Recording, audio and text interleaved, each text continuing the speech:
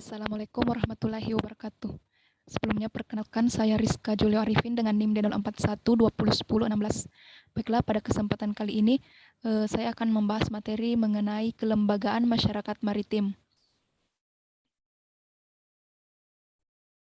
Potensi daya pesisir yang besar belum dikelola dengan baik karena akses teknologi, modal, dan pasar masih lemah serta kemampuan masyarakat kota dan lokal masih terdapat kesenjangan.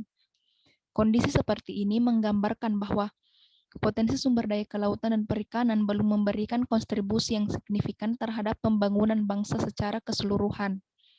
Hal tersebut menjadi salah satu faktor kemiskinan yang menjadi masalah serius di wilayah pesisir.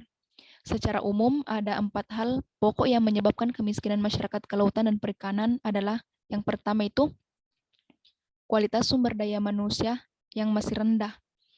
Kemudian kedua, pemanfaatan teknologi di bidang kelautan dan perikanan masih rendah.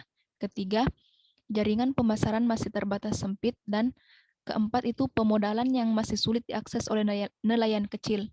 Berdasarkan informasi terkait dengan potensi sumber daya kelautan dan perikanan yang cukup baik, maka upaya peningkatan kapasitas pelaku usaha dan pembentukan kelembagaan ekonomi masyarakat merupakan kebutuhan yang mendesak dilakukan di desa.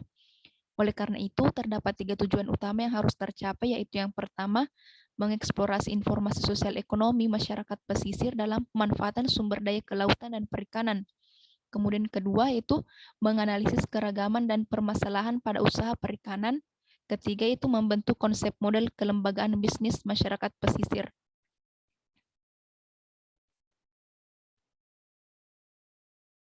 Materi pertama itu konsep kelembagaan.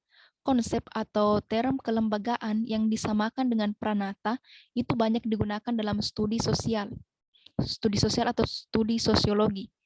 Kemudian kelembagaan ini mempunyai pengertian yang sama dengan institusi dalam bahasa Inggrisnya. Selanjutnya dalam studi antropologi sosial budaya, konsep kelembagaan ini sangat dekat dengan sosiologi sehingga digunakan konsep unsur-unsur kebudayaan. Kelembagaan atau pranata ini dipahami sebagai kesatuan dari unsur-unsur organisasi, norma atau aturan dalam bidang-bidang kegiatan tertentu diwadahi dan diaturnya dalam suatu masyarakat atau segmen-segmen masyarakat. Adapun terdapat 4 kelembagaan tradisional yang masih bertahan dalam kelompok etnis dunia termasuk masyarakat maritim. Yang pertama yaitu kelembagaan ekonomi. Kedua, kelembagaan kekerabatan. Ketiga, kelembagaan agama dan kepercayaan. 4, kelembagaan politik. 5, kelembagaan setiap kelembagaan ini merupakan kesatuan dari unsur-unsur organisasi atau kelompok, sistem norma atau aturan dan tindakan terpola.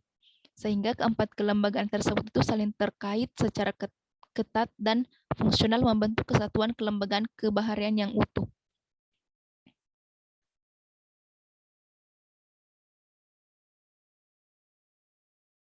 Secara umum, norma atau aturan ekonomi itu terdiri dari yang pertama hak dan kewajiban, kemudian kedua itu tata cara atau bagaimana cara berproduksi, distribusi dan konsumsi, ketiga tata cara pengkreditan, keempat aturan bagi hasil, kelima aturan pinjam meminjam, tolong menolong dalam kelompok, keenam itu kekompakan, kerajinan, kepatuhan, kedisiplinan, loyalitas dan kerukunan, tanggung jawab serta saling mempercayai.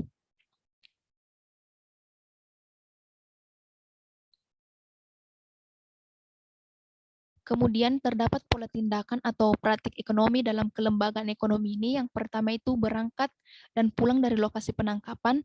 Kemudian kedua itu dapat mengoperasikan berbagai tipe alat-alat tangkap. Ketiga, memperbaiki perahu, mesin, dan alat-alat produksi. Kemudian keempat itu mengolah hasil tangkapan. Kelima, bagi hasil pendapatan. Keenam, penjatahan dan konsumsi hasil atau pendapatan. Serta masih banyak lagi.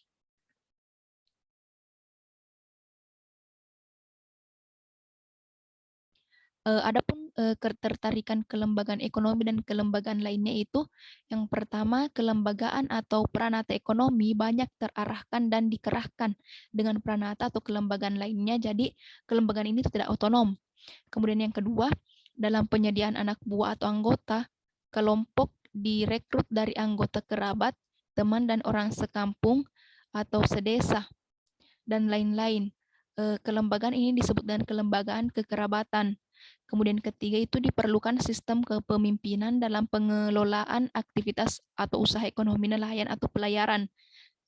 Hal ini sama dengan kelembagaan politik. Kemudian yang terakhir yaitu sistem ekonomi atau produksi, distribusi, dan konsumsi ini banyak dipengaruhi oleh sistem keyakinan dan ritual keagamaan. Demikian halnya dengan kepercayaan dan praktik ilmu gaib. Sehingga kelembagaan ini sama dengan kelembagaan agama dan magic.